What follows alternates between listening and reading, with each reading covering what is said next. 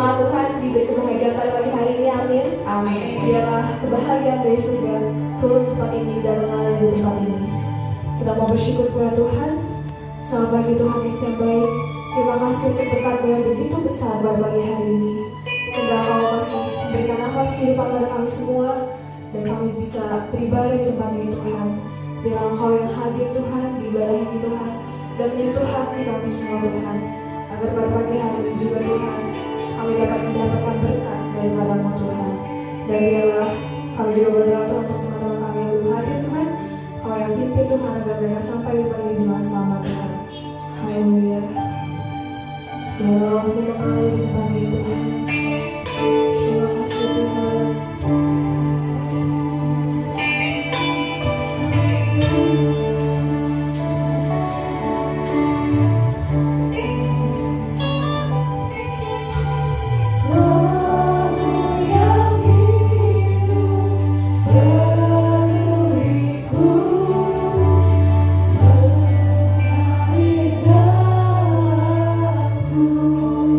Jiwa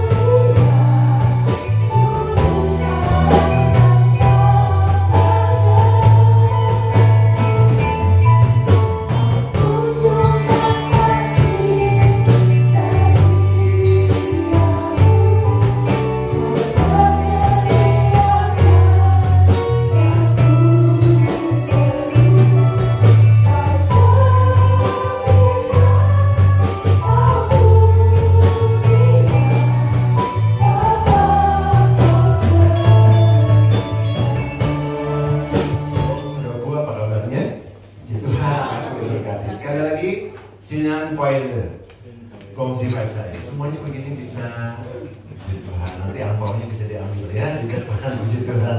Tahun ini saya percaya kita semua akan mendapatkan kemenangan demi kemenangan. Yang percaya katakan amin. Amin. Nah, saya percaya semua yang ada di gedung gereja ini, yang ibadah online juga pasti mau bahagia, betul nggak? Ya. Siapa yang mau bahagia? Kurang. Tolong dikatakan. Siapa yang mau bahagia angkat tangannya? Ya. Tapi pertanyaannya, apakah Anda pasti bahagia? Itu pertanyaannya. Apakah saudara pasti bahagia? Oleh sebab itu, pada hari ini saya berjudul firman Tuhan, saya pasti bahagia. Dalam bahasa Inggrisnya, I'm definitely happy. Dalam bahasa Korea-nya saya nggak bisa bacanya itu apa. Ya, tapi seperti itulah tulisannya ya. Saya pasti bahagia. Ya, bahagia itu adalah ekspresi dari keberhasilan ya yang saudara capai, baik itu dalam studi, bisnis, pekerjaan, keluarga dan kesehatan. Itu kebahagiaan yang saudara raih, saudara ya. Kita bahagia karena berhasil menempuh studi kita. Ya, udah ada yang wisuda, udah ada yang lulus, terus kemudian dapat pekerjaan, kedudukannya bagus, dapat gaji, itu juga bahagia step-stepnya. Kemudian saudara mungkin punya pacar, kemudian nanti saudara berumah tangga, saudara menikah, itu juga kebahagiaan di step berikutnya. Ya, siapa yang baru menikah hari ini? Nggak ada. Yang pengantin baru? Nggak ada. Ya, nanti ada yang menyusul. Pengantin baru, yaitu kebahagiaan. Oleh sebab itu kalau kita nulis angpau, tulisannya apa? Selamat berbahagia, karena kebahagiaan ketika sudah punya istri, ya, apalagi kebahagiaan yang ingin capai, punya anak, ya begitu anaknya satu muncul, wah itu kebahagiaan juga, ya, dan kemudian sampai melihat anak-anaknya besar, bekerja, balik lagi siklusnya seperti itu. Dan setiap orang pasti ingin mendapatkan kesehatan. Itu juga kebahagiaan di masa tua, betul nggak?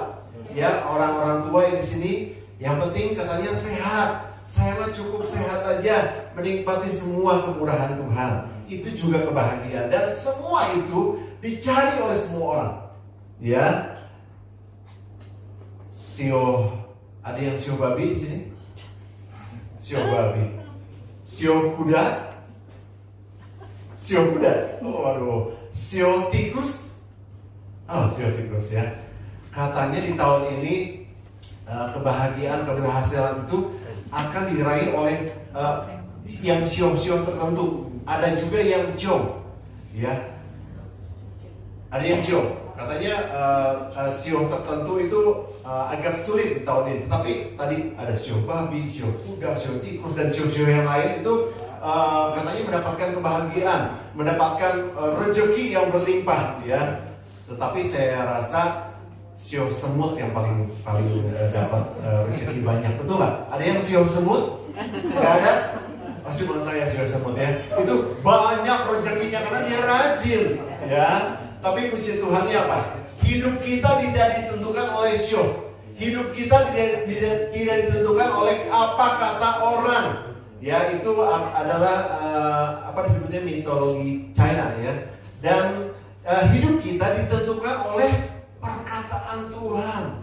Hidup kita ditentukan oleh Tuhan sendiri. Dan saya percaya kebahagiaan itu untuk kita semua. Amin. Amin. Yang percaya kebahagiaan itu milik kita semua di tahun ini, berikan tepuk tangan yang paling meriah.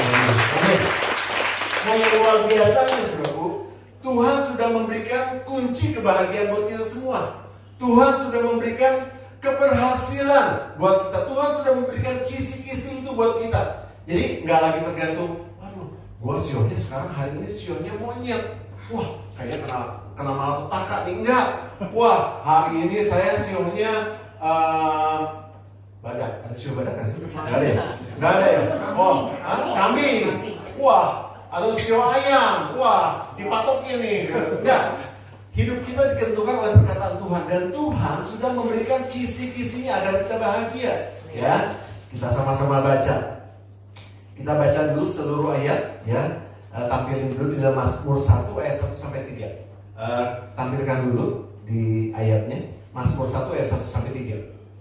Oke, sama-sama baca. 1, 2, 3. Berbahagialah orang yang tidak berjalan menurut nasihat orang fasik, yang tidak berdiri di jalan orang berdosa, dan yang tidak duduk dalam kumpulan pencemooh. Tetapi apa? Yang kesukaannya ialah Taurat Tuhan, dan yang merenungkan Taurat itu siang dan malam. Ia seperti apa? Pohon yang ditanam di tepi aliran air, yang menghasilkan buahnya pada musimnya, dan yang tidak layu daunnya, apa saja yang diperbuatnya berhasil. Ini ayat yang paling luar biasa, ya. Tetapi banyak orang juga tidak melakukan. Padahal ini adalah kunci kebahagiaan, ya. Karena kebahagiaan itu diukur dari tadi yang saya bilang. Bahagia itu keberhasilan yang saudara raih di dalam pekerjaan saudara, bisnis, studi, keluarga, dan kesehatan saudara. Ketika saudara meraih keberhasilan itu, saudara bahagia, ya. Oke. Nah, yang pertama, kisi-kisi yang Tuhan kasih ini, berbahagia orang yang tidak berjalan menurut nasihat orang fasik. Itu yang pertama. Berbahagia apa? Orang yang tidak berjalan menurut nasihat orang fasik. Apa itu orang fasik? Dalam kamus Alkitab dikatakan bahwa orang fasik adalah orang yang tidak mengenal Allah, yang tidak melakukan firman Tuhan. Dia tahu, tetapi dia tidak melakukan firman Tuhan. Ya, oleh sebab itu kita nggak boleh mendengarkan nasihat-nasihat mereka. Dan nasihat-nasihat mereka banyak, saudara, ya, yang membuat kita malahan tidak mendapatkan kebahagiaan. Sepertinya mereka pintar karena mereka punya ilmu, ya, tetapi itu semuanya salah dan bertolak belakang dengan firman Tuhan. Nasihat-nasihat seperti itu, ya. Oleh sebab itu kita jangan suka pergi ke dukun. Ada yang suka pergi ke dukun? Atau saudara suka kuamiah? Ya, saya tempoh hari pernah ketemu dengan satu orang, anaknya itu kawan teman saya. Ketika saya ngobrol, wah, saya mah sekarang yang bisa kuamiah gitu. Oh gitu. Terus gimana tante sekarang? Oh, banyak orang datang sama saya nanya sesuatu. Nah, saudara, nah kita orang anak Tuhan nggak boleh seperti itu. Karena firman Tuhan sudah memberikan kisi-kisi kepada kita agar kita hidup bahagia. Tapi kadang-kadang ada orang yang wah kayaknya kurang manjur ya. Saya harus tanya tuh sama orang pintar itu. Ya, orang itu pasti lebih luar biasa katanya, nasihat-nasihatnya, kemudian syarat-syaratnya itu lebih mudah dan saya bisa cepat kaya. Itu nggak boleh. Jangan menurut nasihat orang fasik, artinya orang-orang yang tidak mengenal Tuhan, orang-orang yang tidak melakukan perintah Tuhan.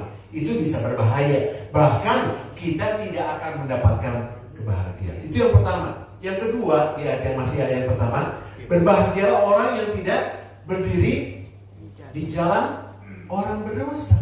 Kenapa, saudara? Artinya ketika kita berdiri di jalan orang berdosa, sekuat apapun saudara, sehebat apapun saudara, saudara akan terbawa oleh arus dosa, ya. Dan bahkan saudara akan tersesat. Dan dosa ini akan terus membawamu jauh daripada Tuhan. Oleh sebab itu firman Tuhan mengatakan kita jangan berdiri di jalan orang berdosa. Karena ketika kita berdiri di jalan orang berdosa, kita akan terbawa arus. Dan itu akan terus membawamu jauh daripada Tuhan. Dan saudara tidak akan mendapatkan kebahagiaan, ya. Udah tahu perbuatan itu dosa, saudara terus lakukan dosa. Udah tahu itu nggak boleh oleh firman Tuhan, saudara lakukan.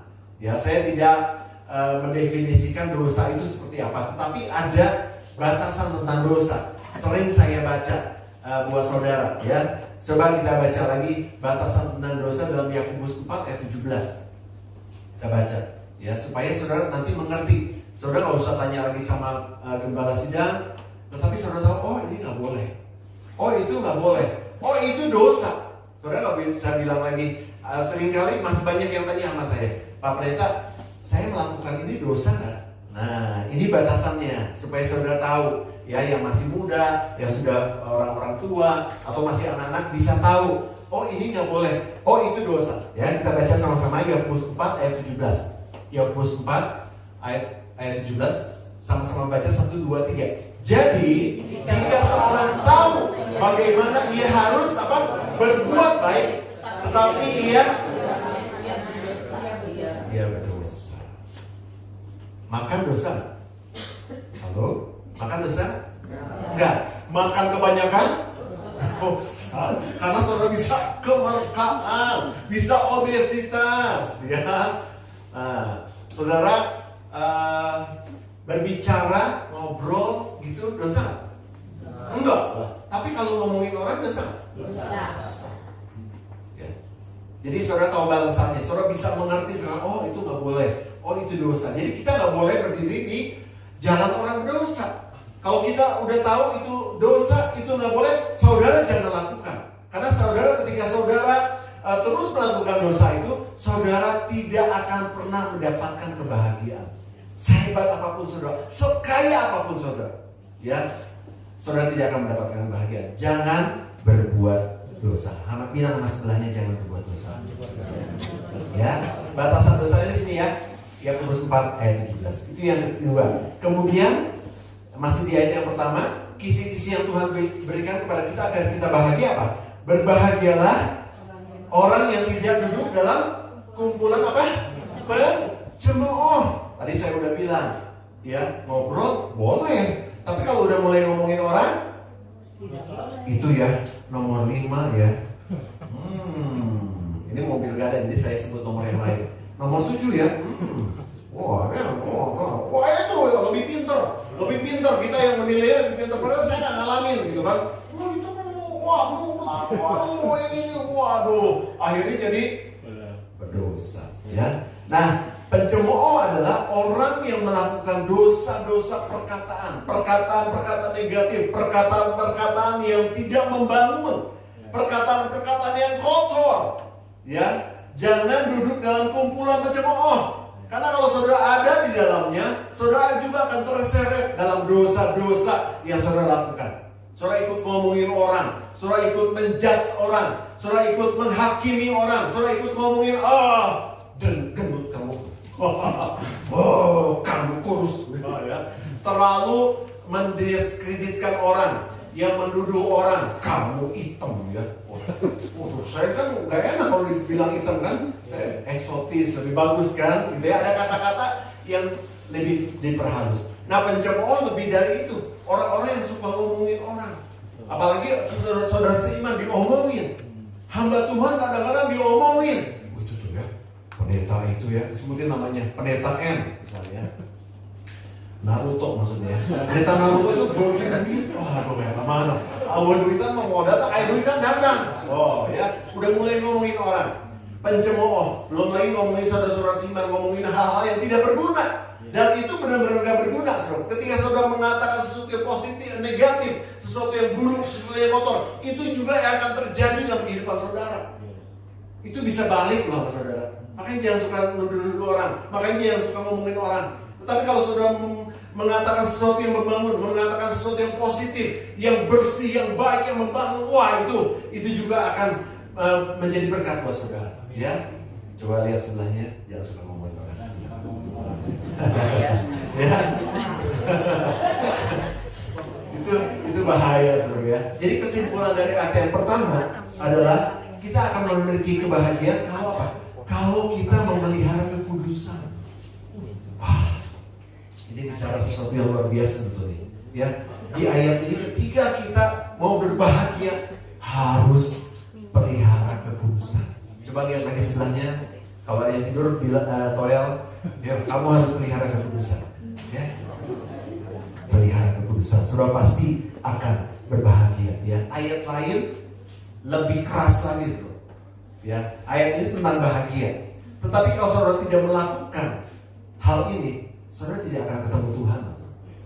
Kalau saudara tidak memelihara kekudusan ini, tidak seorang pun dapat berjumpa dengan Tuhan. Kita seibadah tiap minggu melayani Tuhan, terus kemudian melakukan persembahan, memberikan persepuluhan. Tetapi kalau saudara tidak menjaga kekudusan saudara, tidak seorang pun dapat melihat Tuhan. Itu bukan saya yang bilang, firman Tuhan. Sama-sama kita baca. Ini sering juga saya ajak jemaat baca ya. Ibrani 12 ayat 14, 1, 2, 3. Berusaha hidup damai dengan semua orang dan kejarlah kekudusan. Sebab Jadi bukan pendeta Pastor Nathan yang bilang, ini firman Tuhan dalam apa tadi? Dalam Ibrani, bahwa setiap orang yang tidak menjaga kekudusan tidak akan bisa ketemu Tuhan. Oleh sebab itu kita harus berjuang, saudara. Karena iblis maunya apa? Menyeret saudara masuk dalam dosa yang tadi kita bahas ya di poin-poin awal. Inginnya iblis menjerumuskan saudara ke kumpulan pencemooh, ke orang-orang yang melakukan dosa, supaya apa? Saudara jauh daripada Tuhan dan saudara tidak hidup dalam kekudusan. Dan iblis hanya tertawa, dia bilang, lu gak akan ketemu sama Tuhan. Dia tahu, ya. Oleh sebab itu kita harus berjuang untuk memelihara kekudusan agar kita sekali waktu nanti bertemu dengan Tuhan. Siapa yang mau ketemu dengan Tuhan, angkat tangannya. Bukan sekarang, saudara, ya. Kalau ketemu sekarang, harus semuanya meninggal, ya. Tapi ketemu Tuhan nanti ketika udah waktunya kita semua ketemu Tuhan, pelihara kekudusan. Amin. Dan kita akan berbahagia. Itu adalah ayat yang pertama. Dan ayat yang kedua mengatakan ini. Kita baca ayat yang kedua. Yang kesukaannya ialah Taurat Tuhan. Artinya firman Tuhan. Ya, bukan kitab Taurat aja, tapi seluruh firman Tuhan yang itu menjadi kesukaan. Dan merenungkan siang dan malam. Ya, sampai di situ. Ya.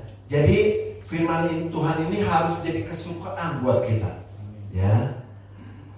Nah, saya mau tanya, saudara suka makan nggak? Sukanya begitu. Kemarin malam Imlek aja pada makan semua di restoran, ya. Ada yang masak di rumah, makan di restoran. Pasti semua orang suka makan, betul nggak? Hobi makan. Nah, firman Tuhan harus seperti itu, suka.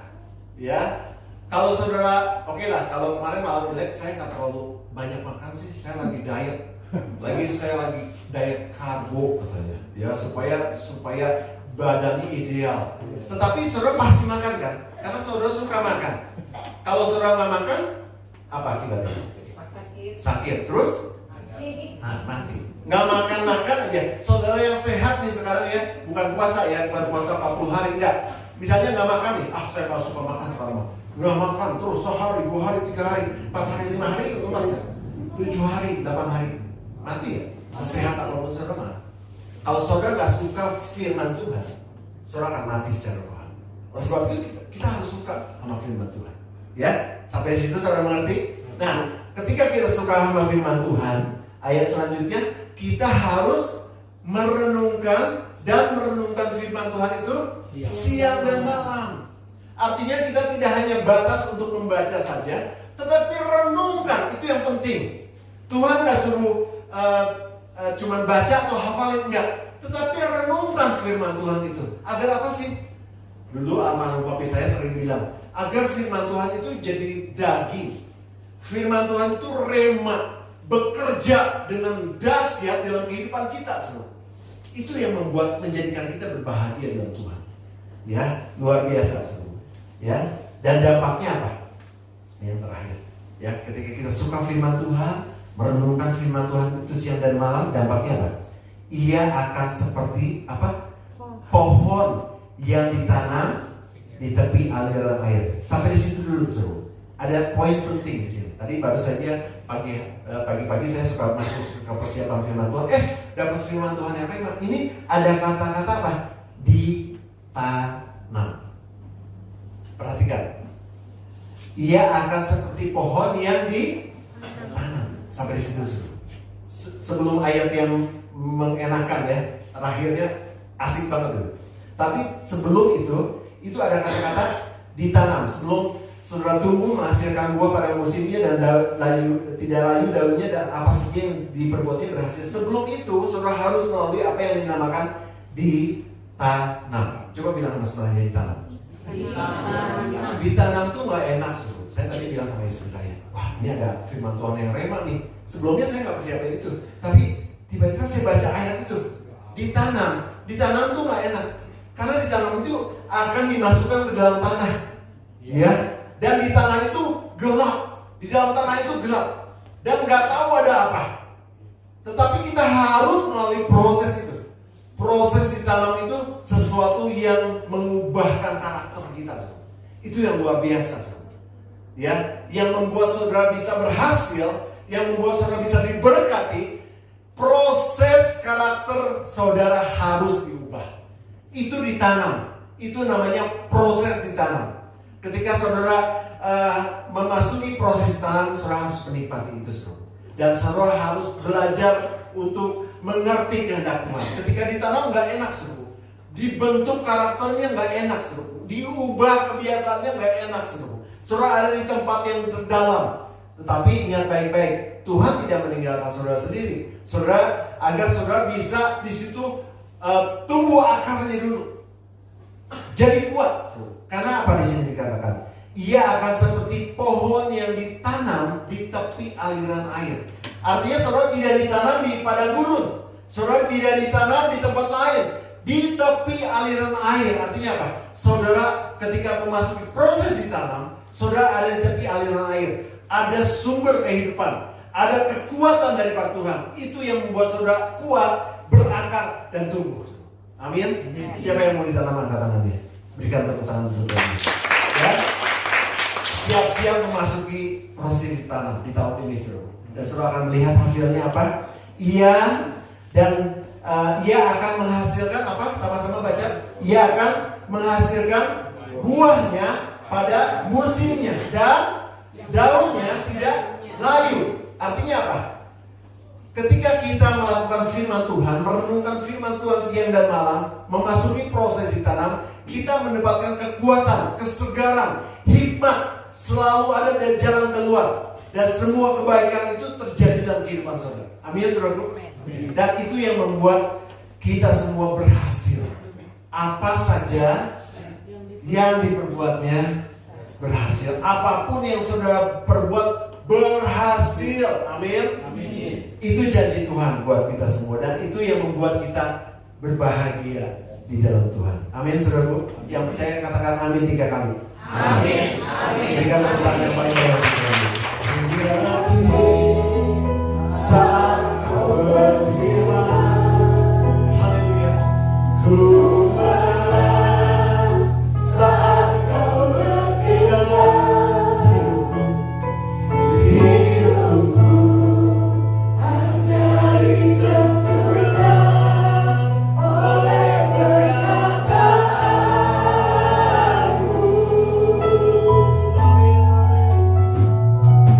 Ku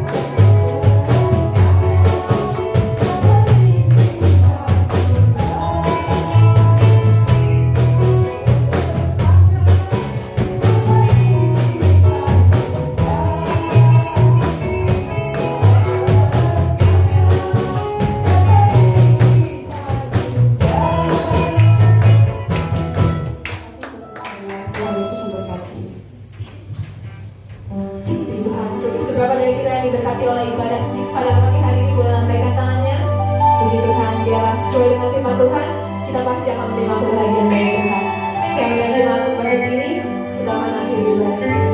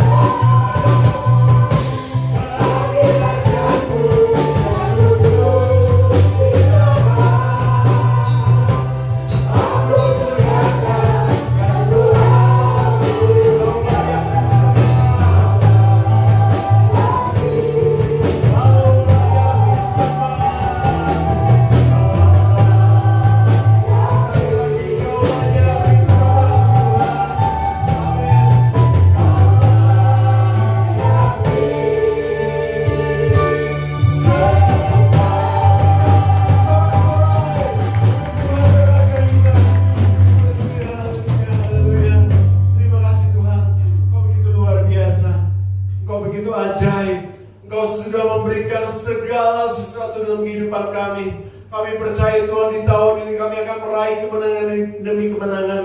Bahkan firman-Mu sudah menjelaskan pada hari ini kami akan mendapatkan kebahagiaan karena keberhasilan yang kami akan meraih dalam studi, pekerjaan, bisnis, dalam keluarga, dalam kesehatan. Itu pasti terjadi dalam kehidupan kami. Terima kasih Bapak, kami punya Tuhan yang luar biasa, Tuhan yang mengasihi kami, Tuhan yang sudah memberikan semua kebaikan dalam kehidupan kami. Biar kami di tahun ini Tuhan Yesus, kami bisa meraih semua kebaikan itu. Kami bisa merasakan semua Tuhan Yesus kebaikan-kebaikan Tuhan yang Tuhan sudah sediakan buat kehidupan kami. Terima kasih Bapak, dan kami percaya kami pasti bahagia. Terima kasih Bapak, terpujian nama-Mu Yesus dari kekal sampai kekal. Saudaraku, mari kita angkat tangan kita. Siap untuk terima berkat Tuhan. Saudaraku, terimalah berkat dari surga, berkat dari Allah Bapa, Allah Putra dan Allah Roh Kudus akan memberkati hidup nikahmu, memberkati keluargamu, memberkati pekerjaan dan hasil kerjamu, memberkati studimu, memberkati kesehatanmu mulai hari ini sampai Tuhan Yesus datang kembali. Terima kasih Tuhan. Terima berkat itu di dalam nama Tuhan Yesus Kristus. Yang percaya